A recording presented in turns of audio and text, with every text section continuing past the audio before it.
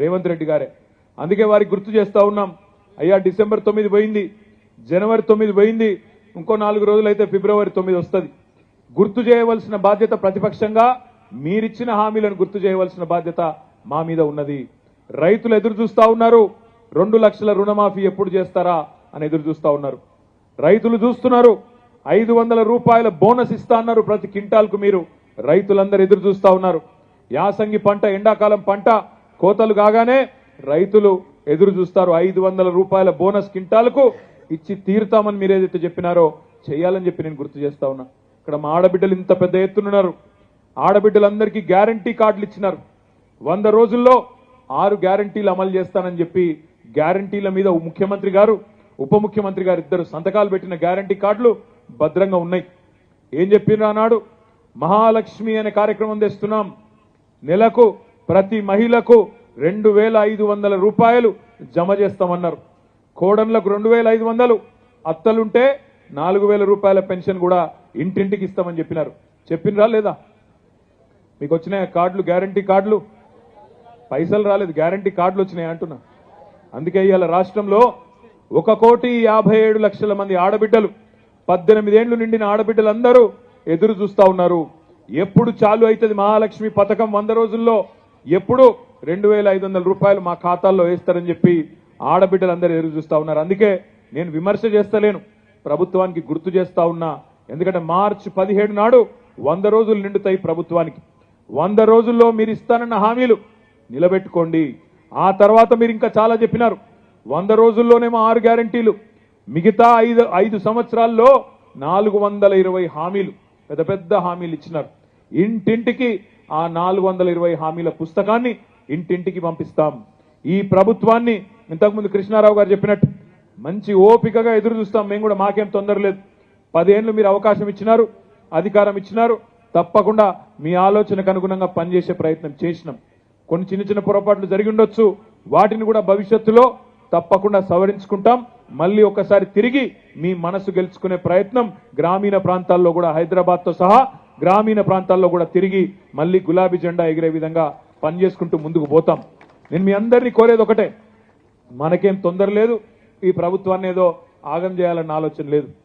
కాకపోతే ఒక్క మాట మాత్రం వాస్తవం, కేసీఆర్ గారు మనం డిసెంబర్ 3 నాడు దిగిపోయే నాటికి బ్రహ్మాండంగా భారతదేశంలోనే తలసరి ఆదాయం విషయంలో నంబర్ 1 రాష్ట్రంగా తెలంగాణను తీర్చిదిద్ది మరి వీళ్ళ చేతుల్లో బంగారు పల్లెంలో పెట్టి మనం ఆనాడు దిగిపోయినాం. కానీ ముఖ్యమంత్రి గారు ఏం మాట్లాడుతున్నారో మీరు గమనిస్తూ ఉన్నారు. ఏమంటున్నారు ఆయన? మొన్న సెక్రటేరియట్కి పోయి మేము ఇక్కడ లంకె బిందెలు ఉంటాయనుకొని వచ్చినాం, లంకె బిందెలు లేవు, ఖాళీ కుండలే కనబడుతున్నాయి అంటున్నాడు. ఒక ముఖ్యమంత్రి మాట్లాడవలసిన మాటనేనా లంకె బిందెలని, ఖాళీ కుండలని? ఆలోచించండి. అయినా నాకు తెలియక అడుగుతా, మా కూకట్పల్లిలో ఆడబిడ్డలు, అన్నదమ్ములు మీరందరూ కూడా తెలివైన వాళ్ళు, హుషారోళ్ళు కాబట్టి నేను అడుగుతున్నా, లంకె బిందెల కోసం ఎవరు తిరుగుతారమ్మా? ఎవరు తిరుగుతారు? నేను అంటలేను భయ్, నాకు తెలియదు. లంకె బిందెల కోసం గడ్డపారలు పట్టుకొని, తట్టపారలు పట్టుకొని, నెత్తి మీద దుప్పటి కప్పుకొని అర్ధరాత్రి తిరుగుతారు కొంతమంది. పాడుబడ్డ కోటలల్లా, పాడుబడ్డ దేవాలయాలల్లా, పాడుబడ్డ పాత పాత బిల్డింగ్లల్లా గుట్టల పొంటి పుట్టల పొంటి పట్టుకొని అర్ధరాత్రి తిరుగుతున్నారు కొంతమంది. అవి సెక్రటేరియట్లు ఉన్నాయి. ఈ ముఖ్యమంత్రి గారికి మరి ఏమైనా వెనకడ అలవాట్లు ఏమైనా ఉన్నాయో నాకైతే తెలియదు. కానీ ఒకటి మాత్రం పక్కా, ఇవాళ ముఖ్యమంత్రి గారు తెలుసుకోవాల్సిన విషయం ఏంటంటే, మీకు బ్రహ్మాండమైన పరిస్థితుల్లో ఈ రాష్ట్రాన్ని డెవలప్ చేసి నెంబర్ 1గా ఐటీ ఎక్స్పోర్ట్స్లో నెంబర్ 1గా హైదరాబాద్ను భారతదేశంలోనే అత్యున్నత ప్రమాణాలు కలిగిన నగరంగా మీ చేతుల్లో అప్పజెప్పి మేము జరిగినాం. పక్కకుండి చూస్తా ఉన్నాం, అన్ని గమనిస్తా ఉన్నాం. మీరేం మాటలు మాట్లాడుతున్నారో కూడా చూస్తున్నాం. ఇవాళ తప్పుకునే తందుకు ఇచ్చిన హామీలు నెరవేర్చే సమర్థత లేక ఇవాళ మీరు ఇష్టం వచ్చినట్టు నోరు బారేసుకుంటే కూడా మౌనంగా చూస్తా ఉన్నాం. మీరు మాట్లాడుతున్నారు, గమనిస్తా ఉన్నాం. కేసీఆర్ గారికి దాదాపుగా 70 ఏళ్లు తెలంగాణ తెచ్చిన నాయకుడు, 14 ఏళ్లు తెలంగాణ కోసం పోరాటం చేసిన నాయకుడు, ఆఖరికి చావు నోట్లో తలబెట్టి తెలంగాణ రాష్ట్రాన్ని తీసుకొచ్చిన నాయకుడు. అట్లాంటి నాయకుడిని కూడా పట్టుకొని ఇలా నోటికొచ్చిన బూతులు ముఖ్యమంత్రిగా ఉంటూ కూడా మీరు పాత వైఖరి మార్చుకోకుండా మాట్లాడుతుంటే కూడా ఈ రోజు కూడా మేము గౌరవంగానే మీ గురించి మాట్లాడుతూ ఉన్నాం. కానీ ఇదే వైఖరి కొనసాగితే రేవంత్ రెడ్డి గారు, మాకు కూడా భాష వస్తుంది, మాకు కూడా నోరుంది, మాకు కూడా ఎట్లా ప్రయోగించాలనో, ఎట్లా విమర్శలు చేయాలనో నీ భాషలో నీకు ఎట్లా సమాధానం చెప్పాలనో మాకు కూడా తెలుసు. ఓపికకు కూడా ఒక హద్దు ఉంటుంది. నువ్వు ఇష్టం వచ్చినట్టు నోటికొచ్చినట్టు తిడుతూ మాట్లాడితే మౌనంగా చూస్తా ఉన్నాం. 100 రోజుల వరకు కూడా భరిస్తాం, ప్రజల కోసం భరిస్తాం. కానీ మార్చి 17 తర్వాత మాత్రం తప్పకుండా నీ మాటకు అగర్ ఆప్ ఈంట్ సే మారేంగే तो हम पत्थर से जवाब देंगे. ఇటుకతో కొడితే రాయితో కొట్టినట్టు సమాధానం ఇచ్చే సత్తా మాకుంది. మార్చి 17 దాకా ఓపికగా ఉంటామనే మాట కూడా నేను మీకు విజ్ఞప్తి చేస్తా ఉన్నా. 100 రోజుల్లో మీరు ఇస్తానన్న హామీలు నిలబెట్టుకోండి. ఆ తర్వాత మీరు ఇచ్చిన 420 హామీలు అవి కూడా నిలబెట్టేదాకా ప్రజల తరపున మేము కొట్లాడతాం.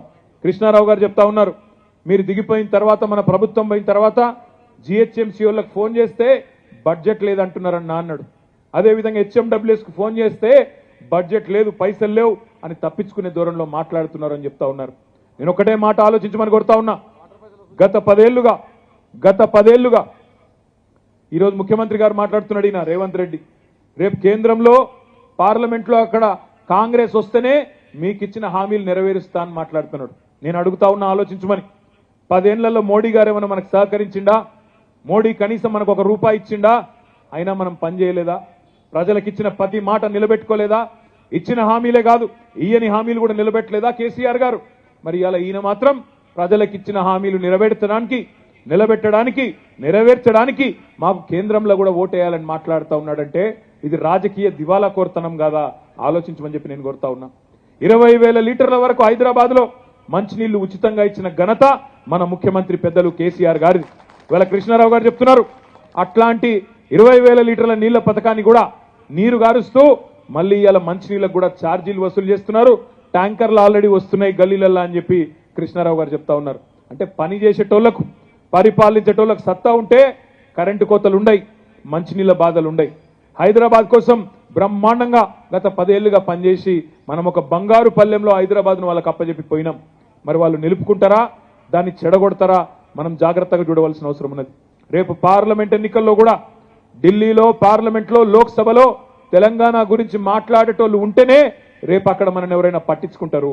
తెలంగాణ గురించి మాట్లాడాలి అంటే కాంగ్రెస్ కు బీజేపీ నోరు పెగలదు. ఎందుకంటే వాళ్ళ బాసులు ఢిల్లీలో, గుజరాత్లో ఉంటారు. వాళ్ళు ఉస్కో అంటే ఉస్కో, డిస్కో అంటే డిస్కో, అంతకంటే ఎక్కువ వాళ్ళతోనేం కాదు. అందుకే డూడు బసవన్న లాంటి ఎంపీలు కాదు, మన కోసం తెగించి కొట్లాడే ఎంపీలు ఉండాలి, మన గొంతు వినిపించే ఎంపీలు ఉండాలి. మన గులాబీ జెండా కప్పుకొని బ్రహ్మాండంగా తెలంగాణ ప్రజల కోసం, తెలంగాణ ప్రయోజనాల కోసం గొంతు విప్పి అక్కడ అవసరమైతే గల్లాబట్టి అడిగే ఎంపీలు ఉండాలి తప్ప మనం మళ్ళొక్కసారి కేవలం తల ఊపే ఎంపీలను గెలిపిస్తే లాభం లేదు. నేను మీ అందరినీ ప్రార్థిస్తా ఉన్నా, మీరు చాలా తెలివిగా మల్కాజ్గిరి పార్లమెంట్ పరిధిలో 7 శాసనసభ నియోజకవర్గాలుంటే 7 ఈ గులాబీ జెండాను ఎగిరేసింది మీరు. మీ ఆశీర్వాదంతోనే ఇవాళ ఈ వేదిక మీద మేమున్నాం. రేపు పార్లమెంట్లో కూడా తప్పకుండా తెలంగాణ వాణి వినిపించాలంటే, తెలంగాణ గలం ఉండాలంటే, తెలంగాణ దళం ఉండాలంటే అది కేవలం కేసీఆర్ గారి బృందంతో, ఈ గులాబీ జెండాతో అయితే తప్ప వేరే వాళ్ళతో కాదు. అందుకే మిమ్మల్ని అందరినీ ప్రార్థిస్తా ఉన్నా, మీ ఆశీర్వాదంతోనే ఇక్కడి దాకా వచ్చినాం. భవిష్యత్తులో కూడా మీకు అండగా ఉంటాం. మీకు ఇండ్లు రాకపోయినా, మీకు కరెంటు విషయంలో తిప్పలైనా, మంచినీళ్ళ విషయంలో తిప్పలైనా, వాళ్ళు ఇచ్చిన హామీలు నిలబెట్టుకోకపోయినా కృష్ణారావు గారు, నేను, మా అందరితో పాటు 39 మంది శాసనసభ్యులు కూకట్పల్లికి ఎప్పుడు కావాలంటే అప్పుడు వస్తాం, మీకోసం గొంతు విప్పుతామనే మాట కూడా నేను విజ్ఞప్తి చేస్తా ఉన్నా. కార్యకర్తలు, నాయకులు మీరు అధైర్యపడవద్దు. ఎందుకంటే ఇవన్నీ సహజం. అప్పుడప్పుడు కింద పడతాం, అప్పుడప్పుడు లేచి నిలబడతాం. కానీ అల్టిమేట్ గా ఒకటి మాత్రం వాస్తవం, ప్రజాస్వామ్యంలో ప్రజల తీర్పే శిరోధార్యం. హైదరాబాద్ లో మనం గెలిచినాం, కొన్ని జిల్లాల్లో అక్కడక్కడ ఏమరుపాటుతో కొంత మోసం జరిగింది, ప్రజలు మోసపోయినారు. ఈ కాంగ్రెస్ పార్టీ ఇచ్చిన హామీలను కొంతమంది అమాయకులు నమ్మినారు. కానీ నమ్మిన వాళ్ళు ఈరోజు బాధపడతా ఉన్నారు. రైతులు ఒకళ్ళ ముఖాల ఒకళ్ళు చూసుకుంటున్నారు. ఇంతవరకు రైతు బంధు పడలేదు. 2 నెలలు అయిపోయింది. గ్రామాలలో ఇవాళ ఒకళ్ళ ఫోన్ ఒకళ్ళు చూసుకుంటున్నారు, ఒకళ్ళ ముఖం ఒకళ్ళు చూసుకుంటున్నారు. కేసీఆర్ ఉన్నప్పుడు 10 రోజులలో 7,600 కోట్లు పడుతుండే, ఈ ప్రభుత్వం వచ్చినాక అది లేదు ఇది లేదని బాధపడతా ఉన్నారు. అదేవిధంగా ఇవాళ గ్రామాలలో మీరు చూస్తున్నారు, సోషల్ మీడియాలో చూస్తున్నారు, ఫ్రీ బస్సు అని పెట్టిండ్రు. ఇక ఫ్రీ బస్సులు ఏమేమైతుందో నాకంటే బాగా ఆడబిడ్డలు మీరే చెప్పాలా. అందులోకెళ్ళి పాపం ఆ బస్సులెక్కేందుకు డ్రైవర్ సీట్లకెళ్ళి ఎక్కుతుండ్రు, బస్సులకు కిటికీలకెళ్ళి ఎక్కుతుండ్రు, జుట్లు పట్టి కొట్టుకుంటున్నారు. మొన్న ఒక దగ్గరనైతే ఆయనతో చెప్పులు తీసి కూడా కొట్టుకున్నారు. ఈ అవస్థ వచ్చింది. ఇవాళ ఫ్రీ బస్సుతోని ఈ అవస్థ ఒకవైపు. మరొక వైపు 6.5 లక్షల మంది ఆటో డ్రైవర్లు మా కడుపు మీద దన్నింది ఈ పథకం అని వాళ్ళు ఏడుస్తూ ఉన్నారు. ఇటేమో ఆడబిడ్డలు కోపానికి వస్తున్నారు, టికెట్లు కొనుక్కున్న మగవాళ్ళు కోపానికి వస్తున్నారు, మాకు సీట్లు దొరుకుతలేవని బయట ఉన్న ఆటో డ్రైవర్లు వాళ్ళు బాధపడతా ఉన్నారంటే అనాలోచితంగా పథకాలు పెడితే ఆగమాగం చేస్తే కార్యక్రమాలు ఎట్లుంటాయో ఒక ప్రణాళిక లేకుండా ఒక ఆలోచన లేకుండా మంచి పథకమే ఫ్రీ బస్సు, నేను కాదంటలేను. ఫ్రీ బస్సు మంచిదే, కానీ ఆడబిడ్డలకు కూసునేందుకు జాగా కూడా ఉండాలి కదా. బస్సులు పెంచాలి, బస్సులు లేని ఊర్లకు బస్సులు పెట్టాలి, బ్రహ్మాండంగా నడిపేయాలి, కొత్త బస్సులు పెట్టాలి, కండిషన్లు ఉన్న బస్సులు పెట్టాలి. 50 మంది ఎక్కే బస్సులో 150 మందిని ఎక్కించుడు, ఆగమాగం చేసుడు, ఒకల మీద ఒకరు పడేటట్టు, ఒకల మీద ఒకరు కొట్లాడుకునేటట్టు, ఇదేం దరిద్రమైన కథ. ఆలోచన చేయాలని చెప్పి నేను విజ్ఞప్తి చేస్తా ఉన్నా. ప్రభుత్వానికి కూడా నేను విజ్ఞప్తి చేస్తా ఉన్నా. ఈరోజు ఇక్కడికి వస్తున్నప్పుడు నాకు ఇప్పుడే వార్త వచ్చింది, 16వ ఆటో డ్రైవర్ ఆత్మహత్య చేసుకున్నాడు. ఇప్పటికి 15 మంది, ఇయాలటితో కలిపితే 16 మంది ఆటో డ్రైవర్లు ఆత్మహత్య చేసుకున్నారు ఈ పథకం వచ్చిన తర్వాత. ఆటో డ్రైవర్లకు కూడా మీరు హామీ ఇచ్చినారు, నెలకు 1000 రూపాయలు ఇస్తాం, సంక్షేమ బోర్డు పెడతామన్నారు. నేను ప్రభుత్వాన్ని డిమాండ్ చేస్తా ఉన్నా, నెలకు 1000 రూపాయలు సరిపోదు. ఇవాళ వాళ్ళ కడుపు కొట్టింది మీరు, నెలకు 10,000 రూపాయలు ఇవ్వండి. రాష్ట్రంలోని 6.5 లక్షల మంది ఆటో డ్రైవర్లను కూడా వాళ్ళు రోడ్డు మీద పడకుండా ఆదుకోండి అని చెప్పి కూడా నేను విజ్ఞప్తి చేస్తా ఉన్నా. ఫ్రీ బస్సుకు మేము వ్యతిరేకం కాదు, పెట్టండి, ఇంకా బస్సులు పెంచండి, బ్రహ్మాండంగా ఆడబిడ్డలందరికీ కూడా మంచి సౌకర్యాలు కల్పించండి, మేము దాన్ని స్వాగతిస్తాం. కానీ ఒకరికి పెట్టి ఇంకొకరికి చేటు చేయడం మంచిది కాదు. ఆటో డ్రైవర్లు రెక్కాడితే కానీ డొక్కాడనోళ్ళు ఇవాళ వాళ్ళకు కూడా వాళ్ళ కడుపు కొట్టడం కూడా మంచిది కాదు. ఆ ఉసురు కూడా ఊరికనే పోదు. అందుకే ఈ ప్రభుత్వాన్ని నేను కోరేది, ఇవాళ ఏ వర్గానికి ఇబ్బంది వచ్చినా, ఏ ప్రజలకు ఇబ్బంది వచ్చినా వాళ్ళ తరపున గొంతు విప్పడానికి, గట్టిగా మాట్లాడడానికి బీఆర్ఎస్ పార్టీ ఉంటది. మీ ఎమ్మెల్యే గారైతే మీ మధ్యనే 24 గంటలుండే కృష్ణారావు గారు మీకు అండగా ఉంటాడు. మీకు ఏ ఇబ్బంది వచ్చినా, ప్రభుత్వం నుంచి రావాల్సిన ఏ సౌకర్యం మీకు రాకపోయినా, కుకట్పల్లి నియోజకవర్గంలో 1,10,000 మంది అప్లికేషన్లు పెట్టుకున్నారు మొన్న. మీకు రావాల్సిన పెన్షన్ల గురించి కానీ, మీకు రావాల్సిన మహాలక్ష్మి లాంటి పథకం గురించి కానీ, ఇతర పథకాల గురించి, గృహజ్యోతి కానీ, ఇంకోటి కానీ, ఫ్రీ సిలిండర్ కానీ 1,10,000 మంది దరఖాస్తు పెట్టుకున్నారు. ఆ 1,10,000 మందిలో ఏ ఒక్కరికి అన్యాయం జరిగినా, ఏ ఒక్కరికి కటింగ్ పెట్టే ప్రయత్నం చేసినా మొత్తం కార్పొరేటర్లు, మొత్తం బీఆర్ఎస్ పార్టీ మీతో పాటు ఉంటుంది, మీకోసం నిలబడుతుంది, మీకోసం కొట్లాడుతుంది. ప్రభుత్వంతో కొట్లాడి మీకు రావాల్సిన ఆ పథకాన్ని ఇప్పించే బాధ్యత కూడా మేము తీసుకుంటామని విజ్ఞప్తి చేస్తా ఉన్నా. 1,57,00,000 మంది ఆడబిడ్డలు ఇవాళ రాష్ట్రంలో ఎదురు చూస్తా ఉన్నారు. నెలకు 2,500 రూపాయలు ఎప్పటి నుంచి చేస్తారు ప్రభుత్వం అని ఎదురు చూస్తా ఉన్నారు. ఈ ప్రభుత్వం నిలబెట్టుకోవాలి, మాట నిలబెట్టుకోవాలని నేను కోరుతా ఉన్నా.